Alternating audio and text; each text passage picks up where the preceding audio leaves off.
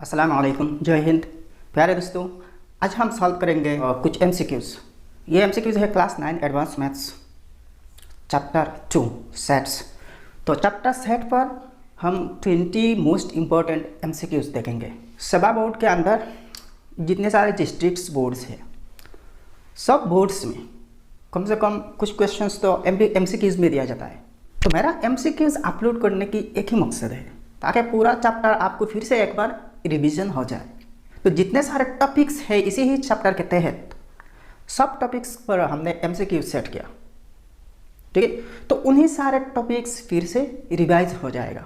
देखिए, यहाँ एमसीक्यूज तो स्टडी करूँगा, तो इसका मतलब ये नहीं कि मैं जितने सारे एमसीक्यू स्टडी करूँगा उन्हीं में से ही एग्जाम में आएगा। हाँ, इन एमसीक्यूज के पैटर्न में आ सकते हैं, एग्जाम में पैटर्न में आ सकते हैं। एग्जैक्टली हूबहू ऐसा ही आएगा, मैं इसकी गारंटी नहीं दे रहा हूँ, लेकिन इसके पैटर्न में ज़रूर आएगा। और तो और सबसे बड़ा जो पर्पस है वो रिवीजन दिलवाना है आपको। फर्स्ट क्वेश्चन देखिए, which of the following is not a statement. यह स्टेटमेंट कौन सी, यह जो सेंटेंस है वो स्टेटमेंट नहीं है। मैथमेटिकली जो स्टेटमेंट होते हैं ना, देखिए लिटरली स्टेटमेंट और मैथमेटिक्स के तहत जो स्टेटमेंट वो थोड़ा सा अलग होती है।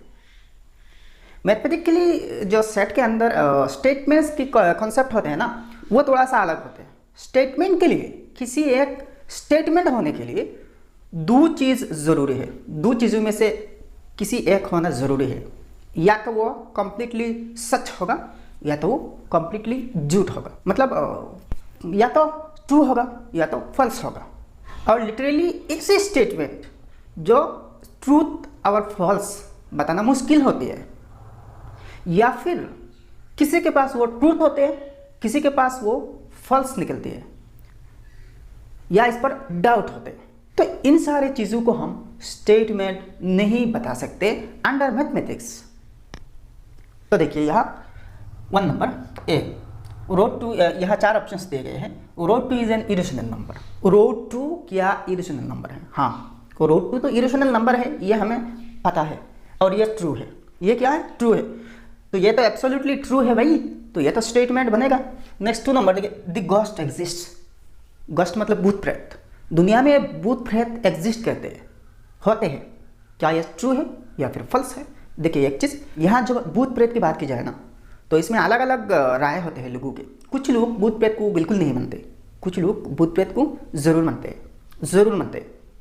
हाँ है भाई, इनके असर भी हम पर पड़ते हैं कभी कभी। लेकिन बहुत सारे लोग ये भूत प्रेत की जो अस्तित्व है, एग्जिस्टेंस है, वो नहीं मानते।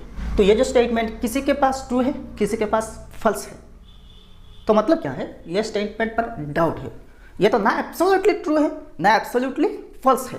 तो इसलिए मैथमेटिक्स इसको एज ए स्टेटमेंट एक्सेप्ट नहीं करती। सो यहाँ कहा गया कि which of the following is not a statement. इनमें से कौन सी ऑप्शन स्टेटमेंट नहीं है? तो आपके आंसर निकल आया बी।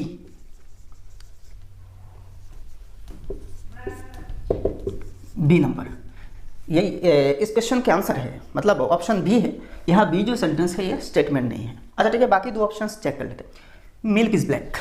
मिल्क इज ब्लैक, दूध काले होते हैं, काले रंग के होते हैं। हम सबको पता है कि भाई मिल्क, दूध जो है ना, ये सफ़ेद रंग के होते हैं, लेकिन यहाँ कहा गया काले रंग। तो इसका मतलब क्या है? ये कंप्लीटली फॉल्स है, झूठ बात है, कोई नहीं मानता। ऐसा मतलब नहीं है कभी कभी दूध जो है ना वो काले रंग के हो जाते हैं, या कभी कभी किसी जानवर के दूध काले हो जाते हैं, ऐसा बिल्कुल भी नहीं है। हर जानवर के दूध कैसे होते हैं? सफ़ेद रंग के होते हैं, वाइट होता है, मिल्क इज वाइट। सो ये स्टेटमेंट कम्प्लीटली फॉल्स है। तो जबकि ये कम्प्लीटली फॉल्स है और इसमें कोई डाउट नहीं है, सो ये स्टेटमेंट हो जाएगा।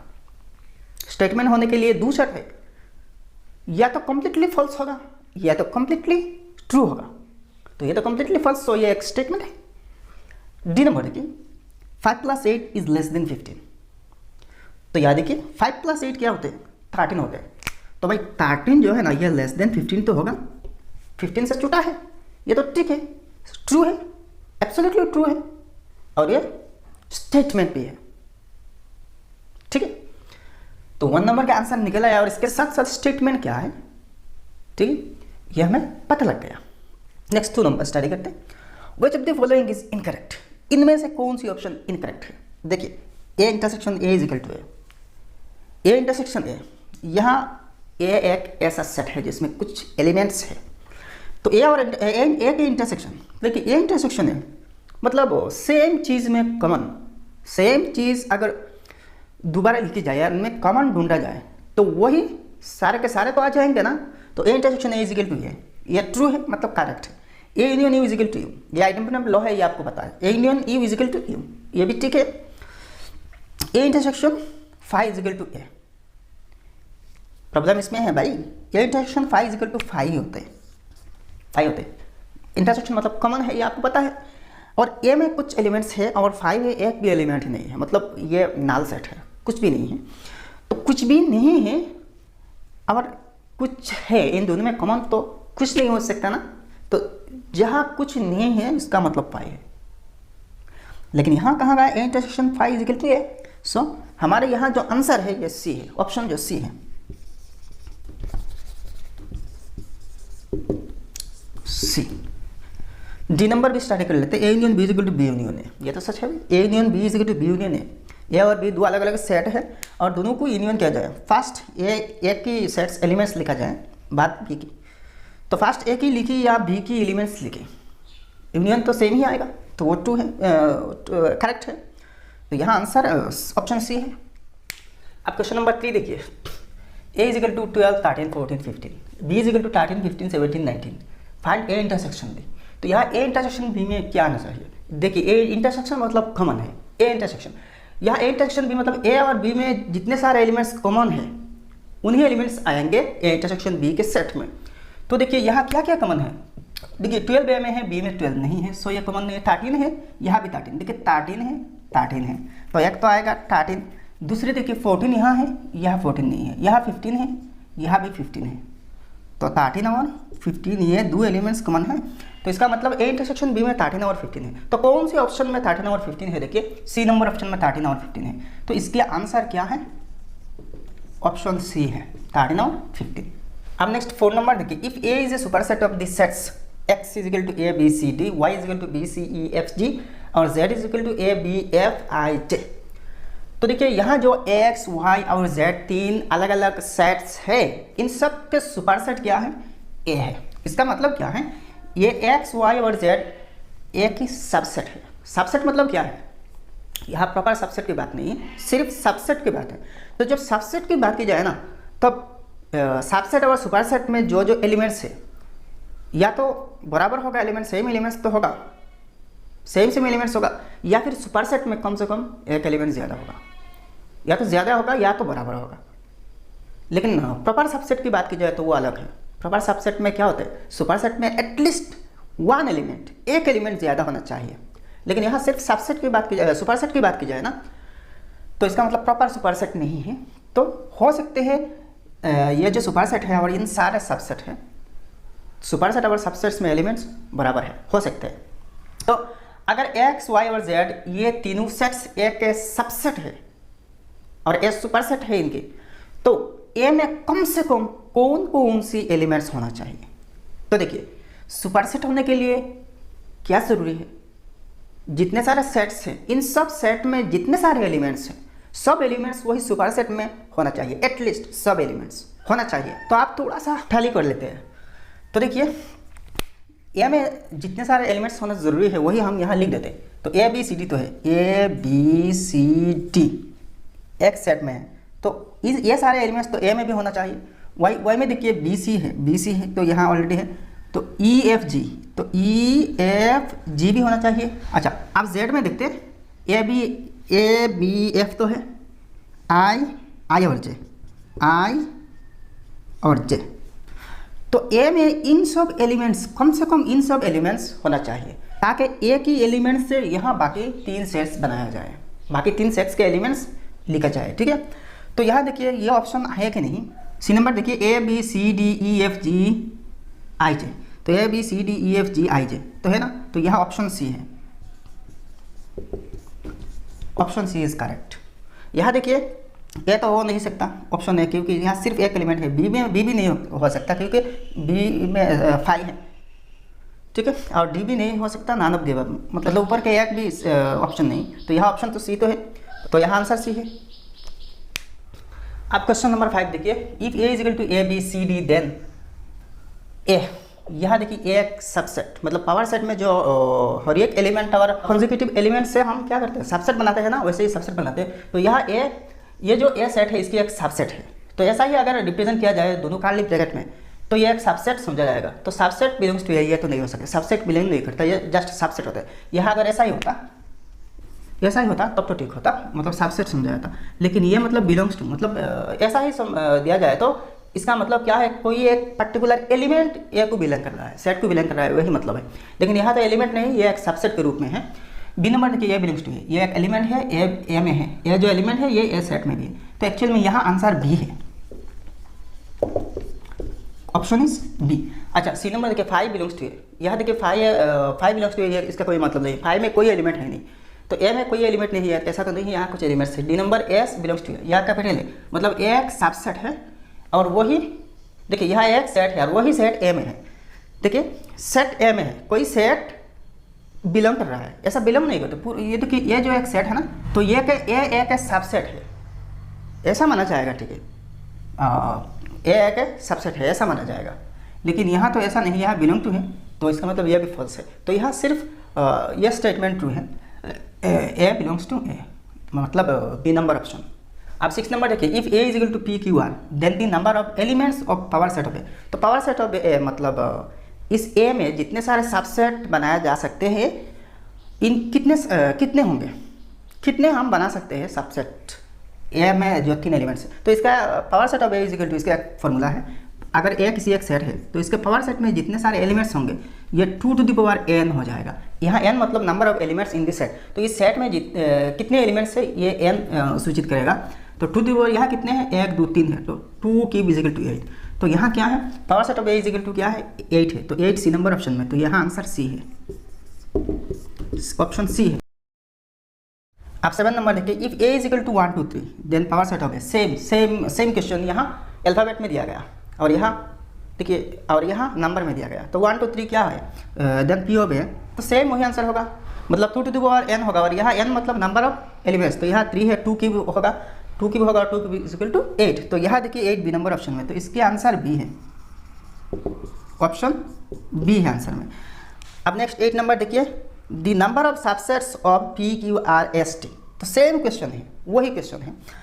तो यहाँ कितने सबसेट्स होंगे, यहाँ जो एक सेट दिया गया है, इस सेट में P Q R S T, यहाँ 5 एलिमेंट्स हैं, तो इन 5 एलिमेंट्स से हम कितने सारे सबसेट्स बना सकते हैं।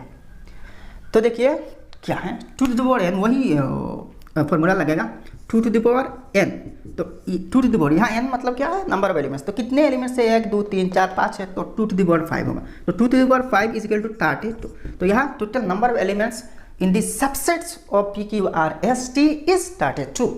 तो 32 कौन सी ऑप्शन में, डी नंबर ऑप्शन में, तो यहाँ आंसर हो जाएगा ऑप्शन डी। इजी है ना, बहुत सारी इजी है।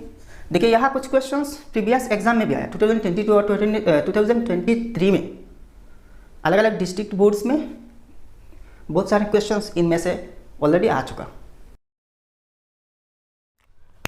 अब क्वेश्चन नंबर 9 देखिए, express with the help of a Venn diagram. तो यहाँ जितने सारे सेट्स हैं, E is equal to A B C D E F G H I, A B C D, B है B D F H, C है C F H, तो 4 option है, इनमें कौन सी ऑप्शन करेक्ट है, यह आपको पता लगाना है। तो देखिए इस टाइप के क्वेश्चन आपको लॉन्ग टाइप क्वेश्चन दे सकते हैं, 3-4 मार्क के लिए दे सकते हैं भाई, हो सकता है यहाँ एमसीक्यूज में नहीं दिया जाएगा, जस्ट एक मिडिल टाइप क्वेश्चन में दे सकते हैं 3-4 मार्क के लिए। तो देखिए इस क्वेश्चन को स्टडी करने से हमें वेन डायग्राम की आइडिया भी फिर से रिपीट हो जाएगा, रिवाइज हो जाएगा, ठीक है। तो यहाँ देखिए फर्स्ट हम थोड़ा सा यहाँ रफ वर्क कर लेंगे, रफ वर्क करके हम देखेंगे कि भाई यहाँ कौन से ऑप्शन करेक्ट है। तो देखिए फर्स्ट ए और बी में क्या क्या कॉमन है, कॉमन मतलब इंटरसेक्शन, तो ए और बी में क्या क्या कॉमन है। देखिए ई में तो इतने ए बी और सी के जितने सारे एलिमेंट्स हैं, ये सब एलिमेंट्स तो ई में ही होंगे ना, क्योंकि ई है यूनिवर्सल सेट, ठीक है। और यूनिवर्सल सेट क्या है, ये एक सुपर सेट होते हैं। तो देखिए ए है बी में, लेकिन बी ए में ए है, बी में ए नहीं है। अच्छा यहाँ देखिए बी है ए में, बी में भी बी है, तो बी एलिमेंट कॉमन है, सी ए में है, सी बी में नहीं, डी ए में है और डी बी में भी है, तो बी और डी कहाँ पर है? ए इंटरसेक्शन बी में है। ए इंटरसेक्शन बी में क्या है? ए और बी दोनों में कॉमन बी और डी है। आप देखते हैं बी और सी में, बी इंटरसेक्शन सी में कॉमन क्या क्या एलिमेंट्स है? तो बी और सी में देखिए, यहाँ बी है, यहाँ बी नहीं, यहाँ डी है, यहाँ डी नहीं, यहाँ एफ है, यहाँ बी एफ है, तो एक एलिमेंट एफ मिला। यहाँ एच है, यहाँ बी एच है, तो 2 एलिमेंट्स मिला। अब देखते हैं ए और बी में, ए और सी में क्या क्या कॉमन है? ए इंटरसेक्शन सी, तो इसमें क्या कॉमन है? देखिए ए में सी है, सी में भी सी है, तो एक ही एलिमेंट ए इंटरसेक्शन सी में है। तो आप इनको वेन डायग्राम में दिखा देंगे, ठीक है। मान लीजिए ये है ए, इसको बी मान लीजिए और इसको सी मान लीजिए, और ये है आपके यू, ये है यू, ठीक है। अब फर्स्ट देखिए ए इंटरसेक्शन सी में सी है, ए इंटरसेक्शन सी, तो ए और सी, ए सी, तो ये सारे के सारे पोर्शन क्या है?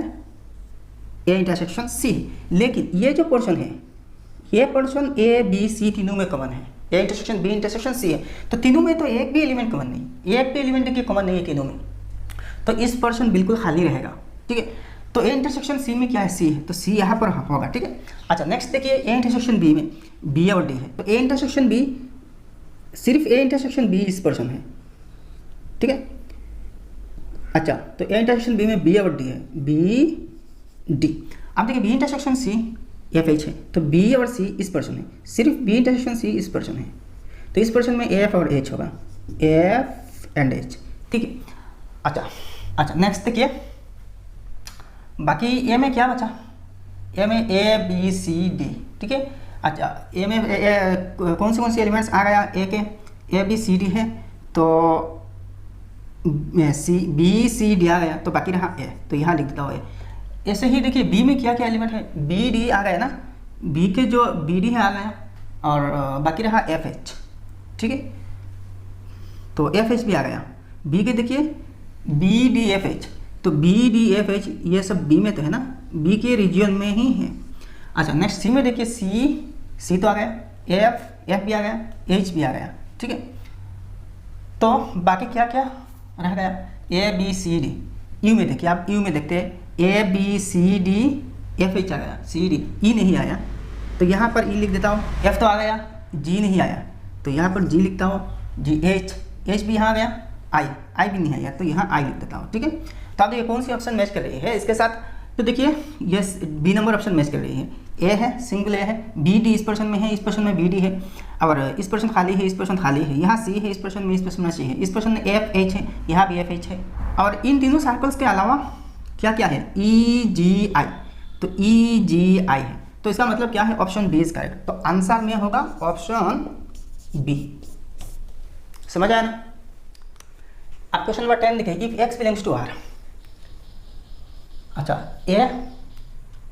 if x belongs to R such that a is less than x and x is less than or equal to b, then which one of the following is correct? देखिए यहाँ x जो element है ना, ये real number पे belong कर रही है, तो ये x a से बड़ा होगा, लेकिन b से छोटा या फिर b के बराबर होगा। मतलब x के जो वैल्यू है ना, ये b तक आप ले सकते हैं, लेकिन a से बड़ा लेना चाहिए।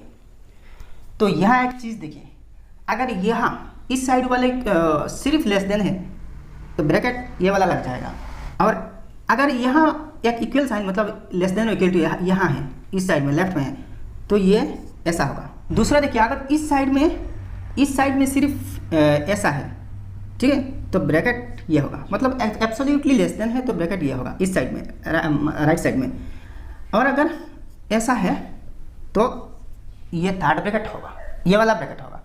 तो मतलब क्या है देखिए, और भी डिटेल्स बताता हूँ। मान लीजिए ये है x, सपोज यहाँ कुछ है, यहाँ कुछ है, यहाँ भी कुछ है, तो ऐसा ही अगर है तो दोनों ब्रैकेट ऐसा ही होगा। मतलब ये कि क्या है, दोनों ओपन इंटरवल है, राइट साइड भी ओपन और लेफ्ट साइड भी ओपन। अगर ऐसा है,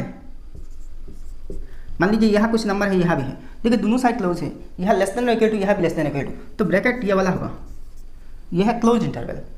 अगर ऐसा है तो देखिए लेफ्ट साइड ओपन, तो इसको लेफ्ट ओपन कहते हैं, लेफ्ट ओपन, तो ऐसा ही ब्रैकेट होगा इस साइड में। अच्छा अगर ऐसा है तो देखिए राइट साइड में ओपन है, तो ये वाला ब्रैकेट होगा, इसको कहते हैं राइट ओपन इंटरवल। तो आप अंदाज़ा लगाइए यहाँ कौन सी ऑप्शन करेक्ट होगा। तो यहाँ देखिए लेफ्ट साइड ओपन है तो left side open, right side close है, तो यहाँ आंसर सी है, ऑप्शन सी ये वाला करेक्ट है। अब नेक्स्ट 11 नंबर देखिए, if P is true and Q is false, ये स्टेटमेंट की बात आ रही है। P is true and Q is false, then P conjunction Q, इसको कंजंक्शन पढ़ते हैं और इसको डिसजंक्शन कहते हैं, ठीक है। तो कंजंक्शन के केस में अगर P ट्रू है और Q फॉल्स है तो दोनों की कंजंक्शन क्या होगा, फॉल्स ही होगा। यह हमें ट्रूथ टेबल से मिला है। अच्छा, ट्रूथ टेबल जो है ना ये बहुत अच्छी ढंग से मैंने एक्सप्लेन किया एक्सरसाइज 2.1 में, अच्छी ढंग से बांग्ला में एक्सप्लेन किया लास्ट ईयर में। तो अगर आपने नहीं देखी वो वीडियो तो देख लेना प्लीज़, आपके कॉन्सेप्ट पानी की तरह क्लियर हो जाएगा, बिल्कुल साफ पानी की तरह क्लियर हो जाएगा, एकदम क्लियर हो जाएगा, गारंटी दे रहा हूँ। अगर ट्रूथ वैल्यू टेबल में आपको प्रॉब्लम है, डाउट है, कॉन्सेप्ट क्लियर नहीं है, तो जाके वो वीडियो देख लीजिए, प्लेलिस्ट में है, और इस वीडियो के लिंक भी यहाँ डाल दूंगा, आप देख लीजिएगा, कॉन्सेप्ट 100% क्लियर हो जाएगा, ये मैं गारंटी के साथ कह सकता हूँ। तो देखिए जब P और Q दोनों में से किसी एक ट्रू है और एक फॉल्स है तो क्या होगा, P conjunction Q is equal to false होगा। दोनों में किसी एक फॉल्स और एक ट्रू हो जाए तो इन दोनों के कंजंक्शन फॉल्स होगा, ठीक है। अगर दोनों फॉल्स है तो फॉल्स होगा, अगर दोनों ट्रू है तो ट्रू होगा, ठीक है। तो यहाँ फॉल्स, आंसर फॉल्स है, तो बी नंबर ऑप्शन देखिए फॉल्स। तो यहाँ ऑप्शन आंसर में ऑप्शन बी है, ये ट्रू या फॉल्स है, ये नहीं है, ये इनकरेक्ट है, बहुत ट्रू एंड फॉल्स एक साथ, ट्रू और फॉल्स दोनों नहीं हो सकते।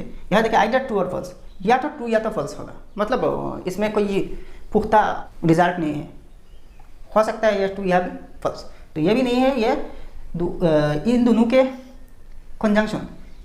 कंजंक्शन हमेशा फॉल्स ही होगा, तो ऑप्शन बी इज करेक्ट। अब नेक्स्ट 12 नंबर देखिए, if A is equal to 1 2 3 4 5, B is equal to 2 4 6 8 और C is equal to 3 6 9, then B intersection A union B is equal to क्या होगा। तो देखिए फर्स्ट A यूनियन C को निकालना है, A यूनियन C यहाँ है, इसके बाद B के साथ इंटरसेक्शन कराएंगे, ठीक है। तो आप देखिए A यूनियन C में क्या क्या एलिमेंट्स होंगे। तो देखिए यूनियन मतलब क्या है, कॉमन अनकॉमन सब एक साथ हो जाएगा, सब मिल जाएगा, लेकिन कोई एलिमेंट अगर दोनों में कॉमन है तो वो कॉमन एलिमेंट्स को एक बार लिखा जाएगा यूनियन के केस में। तो देखिए A यूनियन C 1 2 3 4 5 तो आएगा, 1 2 3 4 5 आएगा। इसके बाद देखिए C में 6 और 9 भी है, एक्स्ट्रा 6 और 9।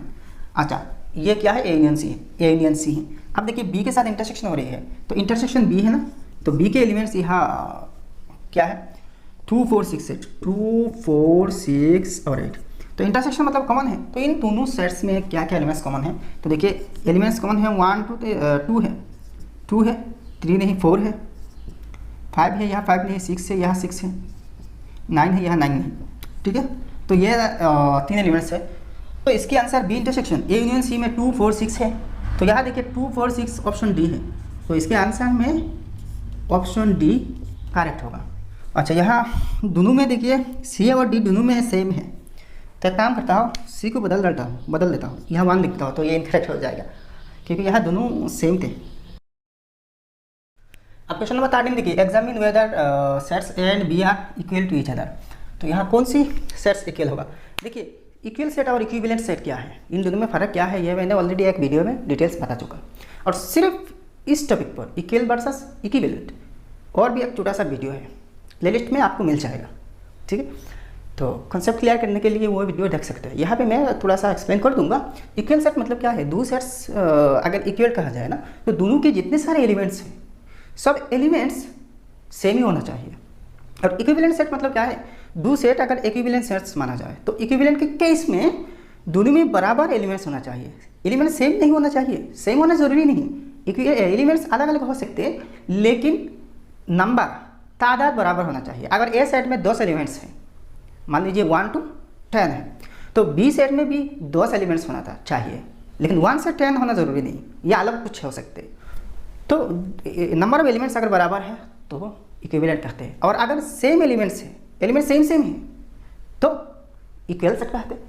तो देखिए या 1 नंबर में देखिए 3 क्वेश्चंस हैं, 3 क्वेश्चन में और एक में देखिए ए और बी 2 सेट्स दिए गए हैं। यहाँ ए में देखिए ए बी सी डी, यहाँ देखिए डी सी बी है, मतलब ए बी सी डी, ठीक है ना। तो ए बी सी डी, यहाँ देखिए एलिमेंट्स उलट पलट है, एलिमेंट के सीरियल एक जैसा नहीं, तो इससे कोई फर्क नहीं पड़ने वाला। एलिमेंट्स की जो सीरियल होते हैं, अरेंजमेंट जो होते हैं वो सेट के केस में इमेटेरियल होते हैं, मतलब फालतू की बात होते हैं, इसके कोई अहमियत नहीं है सेट में।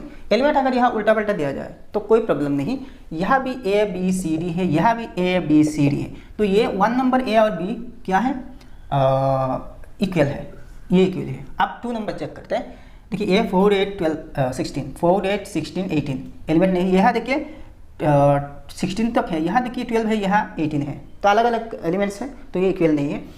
3 नंबर देखिए 2 4 6 8 10, और यहाँ देखिए ये सेट बिल्डर मेथड में डिफाइन किया गया x such that x is N even number, 0 से बड़ा है और 10 तक है। तो 0 यहाँ देखिए left open interval, left side open है, मतलब 0 आप नहीं ले सकते, 0 से बड़ा लेना चाहिए, और ये क्या है, एन इवन नंबर है, और 10 तक ले सकते हैं। देखिए लेस देन और इक्वल टू 10, मतलब ये राइट साइड क्लोज्ड है, आप 10 आप ले सकते हैं। तो क्या क्या होंगे, 2 4 6 8, ठीक है, 2 4 6 8। तो यहाँ देखिए 2 4 6 8 और यहाँ 10 तक ले सकते हैं, ठीक है, अप टू 10। तो यहाँ भी 2 4 6 8 10, 2 4 6 8 10, तो 3 नंबर भी इक्वल है, तो ये भी इक्वल है।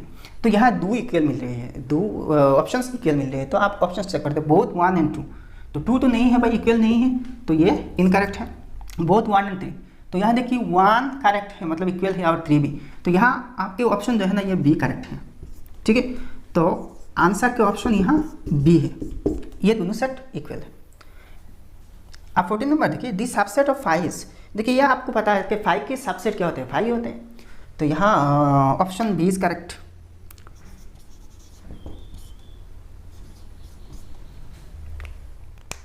अब क्वेश्चन नंबर 15 देखिए, which of the following is a singleton set. Singleton set क्या है, जिस सेट में सिर्फ एक एलिमेंट है, सिंगल एक एलिमेंट है, इसको सिंगलेटन सेट कहते हैं। 1 नंबर देखिए, this set of natural numbers less then 1, 1 के छोटा नेचुरल नंबर है, कोई नेचुरल नंबर ऐसा जो 1 के छोटा है। नेचुरल नंबर तो 1 से ही स्टार्ट होता है, मतलब सबसे छोटा नेचुरल नंबर क्या है, 1 है, तो 1 से छोटा नेचुरल नंबर नहीं होते हैं। इस सेट में कोई भी एलिमेंट नहीं, मतलब ये एक नल सेट है, एम्प्टी सेट है, तो सिंगलेटन मतलब एक ही एलिमेंट होना चाहिए, सिर्फ एक एलिमेंट, तो ये तो नहीं है, इनकरेक्ट है। The set of even prime number, देखिए इवन प्राइम नंबर सिर्फ 2 है, ओनली 2 जो है ये एक इवन प्राइम नंबर है, प्राइम नंबर तो है, इसके साथ इवन नंबर भी है, तो देखिए सिर्फ एक ही नंबर आपको मिलेगा 2 जो इवन प्राइम है, तो एक्चुअल में आंसर ये है। अच्छा बाकी स्टार्ट करते हैं। सी नंबर देखिए, the set of right angles less than 90 degree, 90 degree छोटा कोई राइट एंगल है नहीं है ना, राइट एंगल तो 90 डिग्री होते हैं, तो ये भी फॉल्स है। डी नंबर देखिए, x such that x belongs to Z, Z मतलब इंटीजर्स है, तो 2 और 3 के बीच क्या कोई इंटीजर ऐसा ही होगा, देखिए x is greater then 2 and less then 3, तो ऐसा कोई तो नंबर नहीं है जो 2 और 3 के बीच, ऐसा कोई इंटीजर है नहीं, तो ये भी फॉल्स है, ठीक है। तो यहाँ सिर्फ आंसर क्या है, कौन से, बी ऑप्शन है, बी करेक्ट है। अब 16 नंबर देखिए, the opposite of truth value of peace, P अगर कोई स्टेटमेंट है तो इसका ऑपोजिट मतलब निगेटिव, ना, निगेशन क्या है, पी के निगेशन मतलब ना, पी के नहीं, पी के ऑपोजिट जो ना है वो क्या है, पी नॉट, ये देखिए निगेशन पी, इसको निगेशन कहते हैं, P1 and D number option none of the above. देखिए ये क्वेश्चन मैंने खुद ही सेट किया ताकि निगेशन की कॉन्सेप्ट आपको पता चले अच्छे से।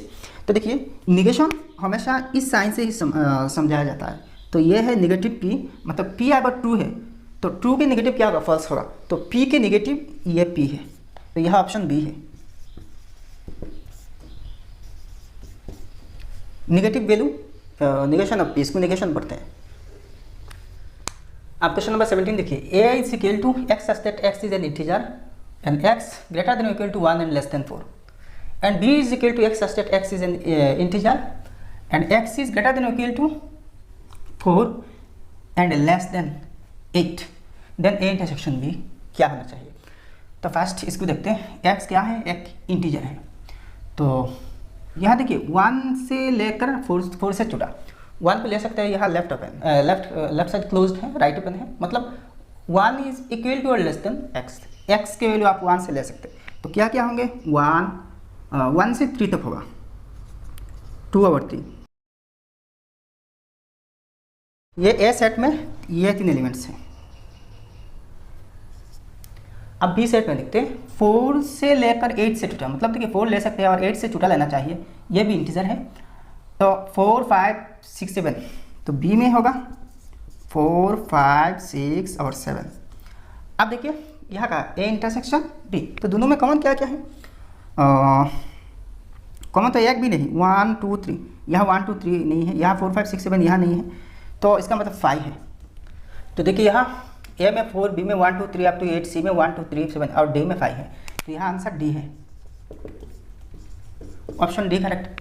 अब 18 नंबर देखिए, assuming I is equal to 1, 2, 3 up to 9 as universal set, तो यहाँ आई है यूनिवर्सल सेट, देन फाइंड, अच्छा subset 1, 2, 3, 4 whole complement of complement.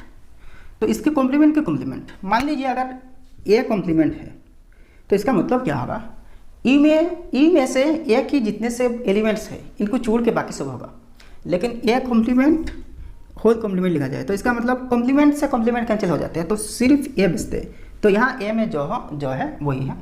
तो देन फाइंड, यहाँ देखा डबल कॉम्प्लीमेंट मतलब क्या है, इन सारे एलिमेंट्स ही है, तो इसके आंसर 1, 2, 3, 4 है। तो कौन सी ऑप्शन में है 1, 2, 3, 4, ये नहीं है, 1, 2, 3, 4 ये है, यहाँ बी, तो ऑप्शन आंसर का ऑप्शन बी है, बी करेक्ट है। अब क्वेश्चन नंबर 19 देखिए, the set y having the least number of elements so that y union 1, 2 is equal to 1, 2, 3, 5, 9।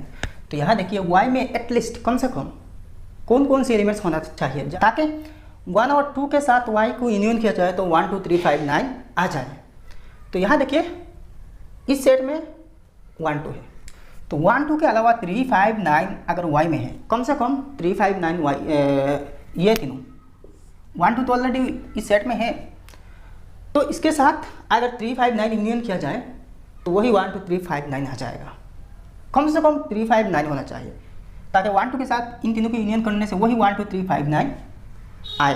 तो देखिए कौन सी ऑप्शन में y इज इक्वल टू 3, 5, 9 है, देखिए ए नहीं, बी नहीं, सी 3, 5, 9। तो देखिए यहाँ सी नंबर ऑप्शन करेक्ट है, 3, 5, 9 है, तो इसके आंसर के ऑप्शन है सी। अब 20 नंबर देखिए, which of the following is not a set, यहाँ कौन सी एलिमेंट सेट नहीं है। तो सेट होने के लिए क्या शर्त है, तो सेट का डेफिनेशन क्या है, यह collection of well defined objects.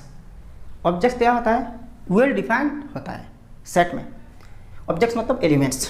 तो देखिए यह एक चीज़ देखिए, अगर आपको कहा जाए इंडिया के बेस्ट 5 पर्सन्स के नाम, भारत में सबसे अच्छे 5 लोगों के नाम बताइए, तो देखिए अलग अलग इंसान अपने हिसाब से अलग अलग 5 नाम्स बताएंगे, क्योंकि यहाँ बेस्ट होने के जो डेफिनेशन है, बेस्ट के जो क्राइटेरियन है, ये वेल डिफाइंड नहीं है। अगर मुझे कहा जाए तो मैं अपने हिसाब से 5 के नाम बता दूंगा, आपको कहा जाए तो आप बता देंगे, तीसरे बार किसी को कहा जाए तो वो भी बता देंगे आपके हिसाब से। तो यहाँ आप अलग अलग राय, यहाँ देखिए हर एक के राय अलग अलग हो सकते हैं, इसलिए बेस्ट होने की जो क्राइटेरियन है, जो डेफिनेशन है, ये यूनिवर्सल नहीं है, आइडेंटिफाइड और वेल डिफाइंड नहीं है, इसलिए इस टाइप की चीज़ को हम सेट नहीं मानेंगे।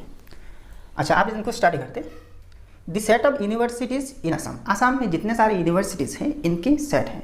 तो ये तो भाई यूनिवर्सिटीज़, ये तो वेल डिफाइंड है, यूनिवर्सिटीज़ आसाम में जितने हैं इनके सेट तो होगा। बी नंबर देखिए, the set of stadiums in India, India में जितने सारे स्टेडियम्स हैं, छोटा बड़ा सब स्टेडियम्स लेकर तो कुछ सेट बनेगा ना, एक सेट तो बन जाएगा, तो ये इससे भी सेट होगा। C number the set of prime numbers less than 97, तो 97 से छूटा जितने सारे प्राइम नंबर्स हैं, कुछ प्राइम नंबर्स तो होंगे ना, तो इनसे सेट हम बना पाएंगे। डी नंबर देखिए, the set of big rivers of India, सारे के सारे प्रॉब्लम इसमें हैं। Big river of India, India के बड़े बड़े नदियों की सेट है। तो यहाँ देखिए यहाँ 2 तरह की प्रॉब्लम आ रही है, रिवर्स प्लूरल नंबर, दूसरी देखिए बिग, बड़ा नदी होने की, जो बड़ा नदी होना चाहिए इनके सेट। तो फर्स्ट देखिए बिग जो है ना, कितने बड़ा होना चाहिए, बड़े की जो डेफिनेशन है यहाँ क्लियर नहीं है, कितने बड़ा होना चाहिए। ठीक, दूसरा देखिए रिवर्स प्लूरल नंबर दिया गया है, लेकिन कितने कितने ये नहीं कहा गया, सिर्फ रिवर्स कहा गया। तो बड़े बड़े रिवर्स की एक तालिका प्रिपेयर किया जाए। तो मैं अपने हिसाब से 10 रिवर्स के नाम दूंगा। अगर आप कहा जाए तो हो सकते हैं आप 5 के नाम लेंगे बड़े बड़े रिवर्स।